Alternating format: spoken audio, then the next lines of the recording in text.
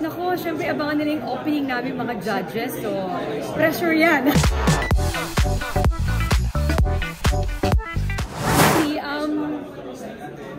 Na-inspire talaga ako dahil sa dance show na ito na gagawin natin. So parang ako gusto kong sabihin sa mga tao na basta gusto mong sumayaw, basta gusto mo yung ginagawa mo, at ginagawa mo to para sa sarili mo, gawin mo lang. Kasi lahat ng ito gagawin mo dahil gusto mo at masaya ka habang ginagawa. At for me, pag sumasayaw talaga ako, love ko talaga ang dancing. So hindi yan mamawala sa sistema ko.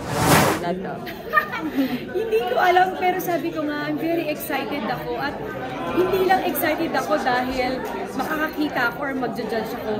Gusto ko na mag-shine ang bawat isa at makita nila kung gaano kahuhusay ang mga ito. Contestant ka man, choreographer ka man, or dancer ka man, for sure gusto ko lahat sila mag-shine dito. Nakakatuwa kasi nagkaka-text kami. Parang, oh, Marian, may show daw, ganito, ganito. Oo nga eh, ganyan. So excited kaming makatrabaho ang bawat isa. Excited ako kasi sa totoo lang, si Roger lang and si Glyza yung talagang kilala ko at malapit sa akin. So looking forward ako dun sa mga hindi ko pa masyadong nakatrabaho o hindi ko pa masyadong kilala. So excited ako para sa kanila. Nako, syempre abangan nila yung opening namin mga judges. So pressure yan. Pero hindi, sabi ko nga, the point is, kailangan mo lang talaga yung i-enjoy ito. And for me, dancing kasi ang isa sa pinaka gusto kong ginagawa talaga.